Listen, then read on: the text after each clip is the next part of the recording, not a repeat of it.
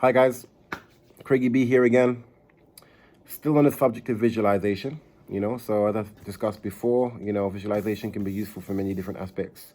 When you're an athlete, so you can use it for technique perfection, improving techniques. You can use it for getting the most out of your session, so especially if it's sparring or a very competitive game session.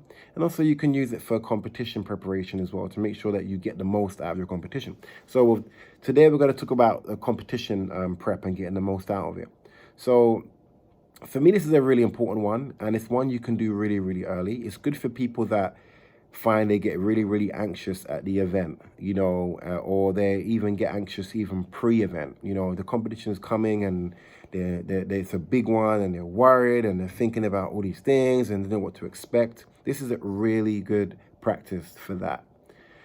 So you can start this even a week or two out if you want, especially if you've been to a good few competitions before, but you can also, there's also an important aspect of it that you can do when you get to the actual place, just say you're traveling to Germany for a competition, it's the European Championships or whatever, and you get there and you weigh in and the competition is tomorrow.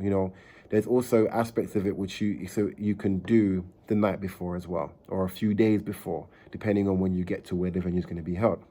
So important thing about this for visualization in regards to competition is that for me, it's a great idea to like kind of rehearse mentally everything that happens in that competition. I'm not just talking about when you compete. I'm talking about in the hotel. I'm talking about, okay, what you're going to eat for dinner the night before,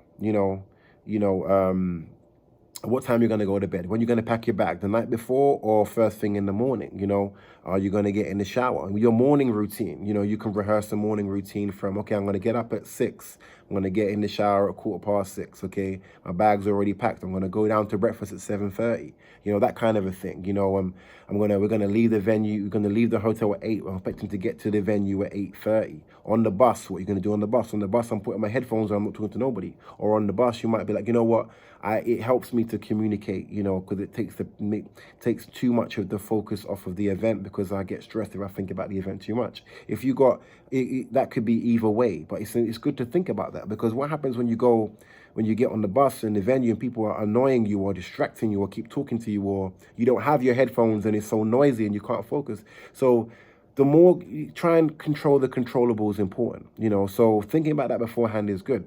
So then maybe you might think about, when I get to the venue, what am I going to do? I'm going to find a space to put my stuff, and I'm going to, what you're going to do? You're going to hang out. Is there some people you hang out with? Is your coach, or are you on your own? These are the kind of things you want to think about.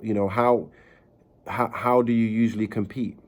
Once you know how you usually do things, you can rehearse it. So you get used to it, And so it might be, okay, what time do I warm up? Do I warm up 10 fights out?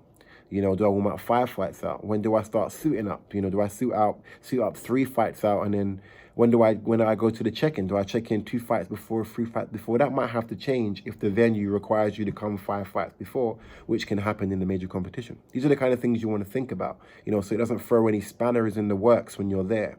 So there's less things that can happen that you don't expect, And so you might think about, how do you warm down after each fight, because you're there for the long run. You have to prepare for you taking that gold medal, So you think about those kind of things as well. So once you've thought about your whole day schedule, what you're going to eat for lunch, then what you can do is you can do like a fast forward visualization of the whole thing. And I used to do this 2 weeks out, 1 week out. And what you find is, while you're doing it, you start to feel a little bit of anxiety, not negative anxiety, but you start to feel some of the symptoms that happen when you're in the venue. So it's actually really helpful. If you do it a couple of times, what you'll find is, when you do it like, maybe once a day, you'll find that the more you do it, the less anxious you feel about the whole venue. When you've thought about how you're going to warm up, what you're going to eat, what time you're going to do all these things. When you thought about all these things,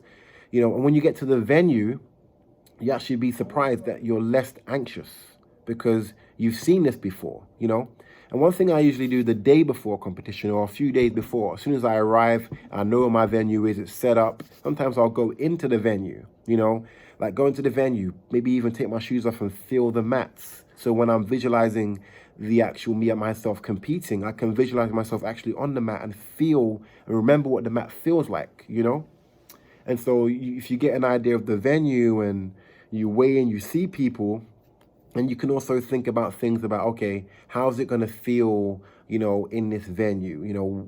How am I going to come into the venue? Where do I want to put my stuff and warm up? That kind of a thing. You can plan these things, how is it going to feel? Anticipate the feeling of all these other athletes running around, making noise, kicking pads, which can bring anxiety on. You can think about those things as well, and you can visualize these things. You can rehearse experiencing all these sensations, so when you get in the venue, it's not foreign, and I'm sure for more experienced athletes, you're used to it, it's fine. But for those that are just starting to travel and you've been to a couple of events but not too many, it's really helpful to do this. It's really helpful to do that, because when you get there, you know what to do. You're prepared. You're prepared. So this is just one way of doing it. I mean, that's just a kind of like a snapshot of it, There's more to it, So if you have any comments or questions about this, please leave the comments below, or you can message me or make a post on the Facebook page, Maximising Performance.